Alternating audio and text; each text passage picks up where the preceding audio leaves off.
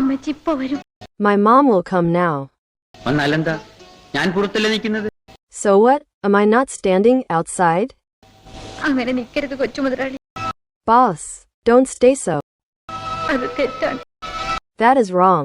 അങ്ങനെയാണെങ്കിൽ ഞാൻ പൊയ്ക്കൊള്ളാം. If so, I shall go. കറുത്തമ്മയ്ക്ക് എന്നോട് ഇഷ്ടമാണല്ലോ. Karathama likes me? മരിക്കുന്നത് വരെ. Until my death. അമ്മച്ചി ഇപ്പോ വരും. അമ്മച്ചി ഇപ്പോൾ വരും. My mum will come now. I will come ഞാൻ വരും. വി വിൽ കം ഞങ്ങൾ വരും. ദേ വിൽ കം അവർ വരും. ഷീ വിൽ കം അവൾ വരും. മൈ മം വിൽ കം എൻ്റെ അമ്മ വരും. My mum will come now എൻ്റെ അമ്മ ഇപ്പോൾ വരും. അപ്പോൾ നീ വരും എന്നതിൻ്റെ ഇംഗ്ലീഷോ യു വിൽ കം. ഇനി നീ വരുമോ എന്ന് ക്വസ്റ്റ്യനായിട്ട് ചോദിക്കണമെങ്കിൽ വില്ലെടുത്ത് യുവിൻ്റെ ഫ്രണ്ടിൽ ഇട്ടാൽ മതി. വിൽ യു കം നീ വരുമോ. വിൽ ഷീ കം അവൾ വരുമോ. വിൽ ദേ കം അവർ വരുമോ. മനസ്സിലായല്ലോ. വന്നാലെന്താ? ഞാൻ പുറത്തല്ലേ നിൽക്കുന്നത്. വന്നാൽ എന്താ, അതായത് അതിനെന്താ. സോ വാട്ട്, ഞാൻ പുറത്തല്ലേ നിൽക്കുന്നത്. am I not standing outside. ഞാൻ പുറത്താണോ നിൽക്കുന്നത്. am I standing outside. ഞാൻ പുറത്തല്ലേ നിൽക്കുന്നത്. am I not standing outside. അതായത് ഞാൻ പുറത്താണ് നിൽക്കുന്നത് എന്നതിൻ്റെ English I am standing outside എന്നാണ്. അപ്പോൾ അത് ക്വസ്റ്റ്യനായിട്ട് വരണമെങ്കിൽ ആം എടുത്ത് ഫ്രണ്ടിലിടുക. ആം ഐ സ്റ്റാൻഡിങ് ഔട്ട്സൈഡ് ഞാൻ പുറത്താണോ നിൽക്കുന്നത്. ഞാൻ പുറത്തല്ലേ നിൽക്കുന്നത് എന്ന് പറഞ്ഞെങ്കിൽ ആമയെ കഴിഞ്ഞിട്ട് ഒരു നോട്ട് ഇട്ട് കൊടുക്കുക. Am I not standing outside. ഇനി നീ പുറത്താണോ നിൽക്കുന്നത്. Are you standing outside. നീ പുറത്തല്ലേ നിൽക്കുന്നത്. Are you not standing outside. നമുക്കറിയാം നീ പുറത്താണ് നിൽക്കുന്നത് എന്നതിൻ്റെ English you are standing outside എന്നാണ്. അത് ക്വസ്റ്റ്യനായിട്ട് വരുമ്പോൾ ആരെടുത്ത് ഫ്രണ്ടിൽ ഇട്ട് കൊടുക്കുക. Are you standing outside. അതിൻ്റെ negative are you not standing outside അല്ലെങ്കിൽ aren't you standing outside എന്നും പറയാം. ആർ യു നോട്ടിന് ആർ ഇൻ യു എന്ന് പറയാം. പക്ഷേ ആമൈ നോട്ടിന് ആമിൻഡൈ എന്ന് പറയില്ല. ആമൈ നോട്ടിനെയും ആറിൻ്റെ എന്ന് പറയാറുണ്ട്. അല്ലെങ്കിൽ ആമൈ നോട്ട് എന്ന് തന്നെ പറഞ്ഞാൽ മതി. ഇനി അവൾ പുറത്താണോ നിൽക്കുന്നത്. Is she standing outside. അവൾ പുറത്തല്ലേ നിൽക്കുന്നത്. Is she not standing outside. നമുക്കറിയാം അവൾ പുറത്താണ് നിൽക്കുന്നത് എന്നതിൻ്റെ English she is standing outside എന്നാണ്. അത് ക്വസ്റ്റ്യനായിട്ട് ചോദിക്കണമെങ്കിൽ അവൾ പുറത്താണോ നിൽക്കുന്നത് എന്ന് ചോദിക്കണമെങ്കിൽ ഈസ് എടുത്ത് ഷീയുടെ ഫ്രണ്ടിൽ ഇട്ട് കൊടുക്കുക. Is she standing outside. അവൾ പുറത്തല്ലേ നിൽക്കുന്നത് എന്ന് പറയണമെങ്കിൽ ഈസ് ഷീ കഴിഞ്ഞിട്ട് ഒരു നോട്ട് ഇട്ട് കൊടുക്കുക. Is she not standing outside. Is she നോട്ടിന് ഈസ് ഇൻ ഷീ എന്ന് പറയാം. അതുകൊണ്ട് തന്നെ നമുക്കിതിനെ isn't she standing outside എന്നും ചോദിക്കാം. ഇവിടെ ഐയുടെ കൂടെ ആമാണ് വന്നത്. യുവിൻ്റെ കൂടെ ആറ്. ഷീയുടെ കൂടെ ഈസ്. അപ്പോൾ ഹീയുടെ കൂടെ എന്താണ് ഈസ്. സിംഗുലറായിട്ടുള്ളതിൻ്റെയൊക്കെ കൂടെ ഈസും പ്ലൂറലിൻ്റെ കൂടെ ആറുമാണ് വരുന്നത്. ഐയുടെ കേസിൽ ആമാണ് വരുന്നത്. അപ്പോൾ അവർ പുറത്താണോ നിൽക്കുന്നതെന്ന് എങ്ങനെയാണ് ചോദിക്കുന്നത്. Are they standing outside. അവർ പുറത്തല്ലേ നിൽക്കുന്നത് എന്ന് ചോദിക്കണമെങ്കിലോ are they not standing outside അല്ലെങ്കിൽ ആറിൻസ് ദേ സ്റ്റാൻഡിങ് ഔട്ട്സൈഡ്. മനസ്സിലായല്ലോ. അങ്ങനെ നിൽക്കരുത് കൊച്ചുമുതലാളി. അങ്ങനെ നിൽക്കരുത് കൊച്ചുമുതലാളി. ബോസ് ഡോണ്ട് സ്റ്റേ സോ അല്ലെങ്കിൽ ഡോണ്ട് സ്റ്റേ സോ ബോസ്. എന്തെങ്കിലും ഒരു കാര്യം ചെയ്യരുത് എന്ന് പറയണമെങ്കിൽ നമുക്ക് ഡോണ്ട് യൂസ് ചെയ്യാം. പോകരുത് ഡോണ്ട് ഗോ. വരരുത് ഡോണ്ട് കം. നിൽക്കരുത് ഡോണ്ട് സ്റ്റാൻഡ്. ഇവിടെ ഡോണ്ട് സ്റ്റേ എന്നാണ് പറഞ്ഞിരിക്കുന്നത്. സ്റ്റേ എന്ന് വെച്ച് കഴിഞ്ഞാൽ താമസിക്കുക, തങ്ങുക എന്നൊക്കെയാണ്. ഈ ഒരു സിറ്റുവേഷനിൽ സ്റ്റാൻഡിനെക്കാട്ടിയും കുറച്ചും കൂടി യോജിച്ചത് സ്റ്റേ ആണ്.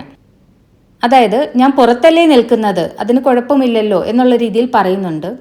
അപ്പോൾ പുറത്താണെങ്കിൽ കൂടി അങ്ങനെ തങ്ങരുത് എന്നാണ് ഇവിടെ ഉദ്ദേശിച്ചിരിക്കുന്നത്. അപ്പോൾ നമുക്ക് ഡോണ്ട് സ്റ്റേ സോ എന്നായിരിക്കും കുറച്ചും കൂടി നന്നായിട്ട് പറയാൻ പറ്റുക. അങ്ങനെ എന്ന് പറഞ്ഞിരിക്കുന്നതുകൊണ്ടാണ് നമ്മളൊരു സോ അതിൻ്റെ എൻഡിൽ ചേർത്തിരിക്കുന്നത്. അങ്ങനെ നിൽക്കരുത് ഡോണ്ട് സ്റ്റേ സോ. അങ്ങനെ പറയരുത് എന്നാണെങ്കിലോ ഡോണ്ട് സേ സോ. അങ്ങനെ പാടരുത് don't sing so. Don't stay so boss. Boss എന്ന് വെച്ച് കഴിഞ്ഞാൽ മുതലാളി, മേലധികാരി, യജമാനൻ എന്നൊക്കെയാണ്. കൊച്ചു മുതലാളി എന്നുള്ളതിന് ലിറ്റിൽ ബോസ് എന്നൊക്കെ വേണമെങ്കിൽ പറയാം. ബോസ് എന്ന് മാത്രം പറഞ്ഞാലും മതി. പക്ഷേ ഇവിടെ ശ്രദ്ധിക്കേണ്ട കാര്യം ബോസ് ഡോണ്ട് സേ സോ എന്നുള്ളത് ഒറ്റ സെൻറ്റൻസ് ആയിട്ട് പറയാൻ പാടില്ല. അതായത് ഡോണ്ടിന് മുമ്പിൽ ഒന്നും വരാൻ പാടില്ല. ചെയ്യരുത് എന്നുള്ളതിന് നമുക്ക് ഡോണ്ടും ഷുഡിൻറ്റും പറയാം. പോകരുത് എന്നുള്ളതിന് ഡോണ്ട് ഗോ എന്നും പറയാം, ഷുഡിൻ ഗോ എന്നും പറയാം. പക്ഷേ ഷുഡിൻ ഗോൻ്റെ ഫ്രണ്ടിൽ നമുക്ക് ഏത് വ്യക്തിയോടാണോ പറയുന്നത് അത് ചേർക്കാം. ഇപ്പം നീ പോകരുത്, യു ഷുഡിൻ ഗോ. ബോസ് പോകരുത്, ബോസ് ഷുഡിൻ ഗോ.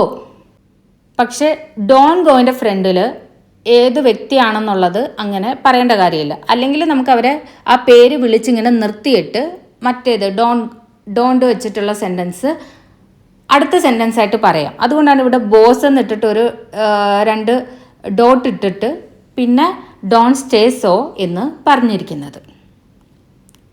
അതായത് ചെയ്യരുത് എന്ന അർത്ഥത്തിൽ പറയുമ്പോൾ ഡോണ്ടിൻ്റെ ഫ്രണ്ടിൽ ആ വ്യക്തി ഏതാണെന്ന് എഴുതാൻ പാടില്ല. അങ്ങനെ എഴുതി കഴിഞ്ഞ് കഴിഞ്ഞാൽ അതിൻ്റെ അർത്ഥം മാറിപ്പോകും. ദേ ഡോണ്ട് ഗോ എന്ന് വെച്ച് കഴിഞ്ഞാൽ അവർ പോകുന്നില്ല അല്ലെങ്കിൽ അവർ പോകാറില്ല എന്നാണ് അർത്ഥം. പക്ഷേ അവർ പോകരുത് എന്ന് പറയണമെങ്കിൽ ദേ ഷുഡിൻ ഗോ എന്ന് വേണം പറയാൻ. അതുപോലെ വി ഡോണ്ട് ഗോ എന്ന് വെച്ചാൽ നമ്മൾ പോകുന്നില്ല അല്ലെങ്കിൽ നമ്മൾ പോകാറില്ല എന്നാണ്. നമ്മൾ പോകരുത്, നമ്മൾ പോകാൻ പാടില്ല എന്നൊക്കെയുള്ള രീതിയിൽ പറയണമെങ്കിൽ വി ഷുഡിൻ ഗോ എന്ന് വേണം പറയാൻ. അതായത് ഡോണ്ടിൻ്റെ ഫ്രണ്ടിൽ വ്യക്തി ഏതാന്ന് എഴുതാം, പക്ഷേ അങ്ങനെ ചെയ്യുമ്പോൾ അതിൻ്റെ അർത്ഥം മാറിപ്പോകും. ചെയ്യരുത് എന്ന അർത്ഥത്തിൽ ഡോണ്ട് യൂസ് ചെയ്യുമ്പോൾ ഡോണ്ട് സെൻറ്റൻസിൻ്റെ ആദ്യം തന്നെ വരണം.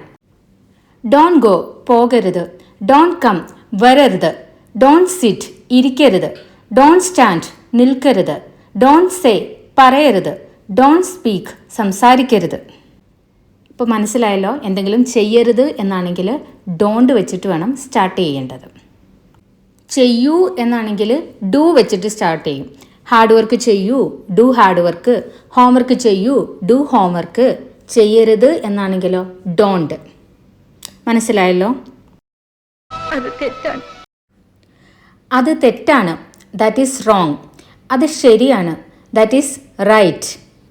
അത് സത്യമാണ്, ദാറ്റ് ഈസ് ട്രൂത്ത്. അതൊരു കള്ളമാണ്, ദാറ്റ് ഈസ് എ ലൈ. അങ്ങനെയാണെങ്കിൽ ഞാൻ പൊയ്ക്കോളാം. അങ്ങനെയാണെങ്കിൽ ഞാൻ പൊയ്ക്കോളാം. If so I shall go. If എന്ന് വെച്ച് കഴിഞ്ഞാൽ എങ്കിൽ, സോ അങ്ങനെ, അങ്ങനെയാണെങ്കിൽ if so I shall go ഞാൻ പോകാം അല്ലെങ്കിൽ പൊയ്ക്കോളാം. നമുക്കറിയാം ഞാൻ പോകും എന്നുള്ളതിന് ഐ വിൽ ഗോ ആണ്. ഞാൻ പോകാം അല്ലെങ്കിൽ പൊയ്ക്കോളാം ഐ ഷാൾ ഗോ. അതായത് വാഗ്ദാനമൊക്കെ കൊടുക്കുമ്പോൾ നമ്മൾ ഷാളാണ് യൂസ് ചെയ്യുന്നത്. ഞാൻ തിരിച്ചു പോകാം അല്ലെങ്കിൽ തിരിച്ചു പോയിക്കോളാം ഐ ഷാൽ ഗോ ബാക്ക്. ഞാൻ വരാം ഐ ഷാൽ കം. ഞാൻ തിരിച്ചു വരാം ഐ ഷാൽ കം ബാക്ക്. മനസ്സിലായല്ലോ? കറുത്തമ്മയ്ക്ക് എന്നോട് ഇഷ്ടമാണല്ലോ. കറുത്തമ്മയ്ക്ക് എന്നോട് ഇഷ്ടമാണല്ലോ. കറുത്തമ്മ ലൈക്സ് മീ അല്ലെങ്കിൽ കറുത്തമ്മ ലൈക്സ് മീ റൈറ്റ് എന്ന് ചോദിക്കാം. കറുത്തമ്മ ലൈക്സ് മീ എന്ന് വെച്ച് കഴിഞ്ഞാൽ കറുത്തമ്മയ്ക്ക് എന്നോട് ഇഷ്ടമാണ് എന്നാണ്. ഇഷ്ടമാണല്ലോ എന്ന് പറയുന്നതിനും കറുത്തമ്മ ലൈക്സ് മീ എന്ന് തന്നെ പറയാം. അല്ലെങ്കിൽ അതിനോടൊപ്പം ഒരു റൈറ്റ് അല്ലേ എന്ന് വേണമെങ്കിലും ചേർക്കാം. ഇഷ്ടമാണ് അല്ലേ. എനിക്കിഷ്ടമാണ് ഐ ലൈക്ക്. ഞങ്ങൾക്കിഷ്ടമാണ് വി ലൈക്ക്. നിങ്ങൾക്കിഷ്ടമാണ് യു ലൈക്ക്. അവർക്കിഷ്ടമാണ് ദേ ലൈക്ക്. അവനിഷ്ടമാണ് ഹി ലൈക്സ്. അവൾക്കിഷ്ടമാണ് ഷീ ലൈക്സ്. കറുത്തമ്മയ്ക്ക് ഇഷ്ടമാണ് കറുത്തമ്മ ലൈക്സ്. അപ്പോൾ കറുത്തമ്മയ്ക്ക് എന്നോട് ഇഷ്ടമാണ് എന്നെങ്ങനെ പറയും? Karuthamma likes me. കറുത്തമ്മയ്ക്ക് അവനോട് ഇഷ്ടമാണ് കറുത്തമ്മ ലൈക്സ് ഹിം. മനസ്സിലായല്ലോ? ഇവിടെ സിംഗുലറിൻ്റെ കൂടെ ലൈക്സും പ്ലൂറലിൻ്റെ കൂടെ ലൈക്കുമാണ് വന്നിരിക്കുന്നത്. ലൈക്കിനെ സ്പ്ലിറ്റ് ചെയ്യുമ്പോൾ ഡു പ്ലസ് ലൈക്ക് എന്നും ലൈക്സിനെ സ്പ്ലിറ്റ് ചെയ്യുമ്പോൾ ഡസ് പ്ലസ് ലൈക്ക് എന്നുമാണ് വരുന്നത്. അപ്പോൾ നമുക്കിതിൻ്റെ നെഗറ്റീവ്സ് ഒന്ന് പറഞ്ഞു നോക്കിയാലോ? എനിക്കിഷ്ടമല്ല ഐ ഡോണ്ട് ലൈക്ക്. ഞങ്ങൾക്കിഷ്ടമല്ല വി ഡോണ്ട് ലൈക്ക്. നിങ്ങൾക്കിഷ്ടമല്ല യു ഡോണ്ട് ലൈക്ക്. അവർക്കിഷ്ടമല്ല ദേ ഡോണ്ട് ലൈക്ക്. അവനിഷ്ടമല്ല ഹി ഡസൻ ലൈക്ക്. അവൾക്ക് ഇഷ്ടമല്ല, ഷി ഡസൻ ലൈക്ക്. കർത്തമ്മയ്ക്ക് ഇഷ്ടമല്ല, കർത്തമ്മ ഡസൻ ലൈക്ക്. ഇനി ഇതൊക്കെ ക്വസ്റ്റ്യനായിട്ട് ചോദിക്കണമെങ്കിൽ ഈ ഡൂവും ഡസും ഒക്കെ എടുത്തിട്ട് ഈ സെൻറ്റൻസിൻ്റെ ഫ്രണ്ടിൽ വരും. എനിക്കിഷ്ടമാണോ, ഡു ഐ ലൈക്ക്. ഞങ്ങൾക്കിഷ്ടമാണോ, ഡു വി ലൈക്ക്. നിങ്ങൾക്കിഷ്ടമാണോ, ഡു യു ലൈക്ക്.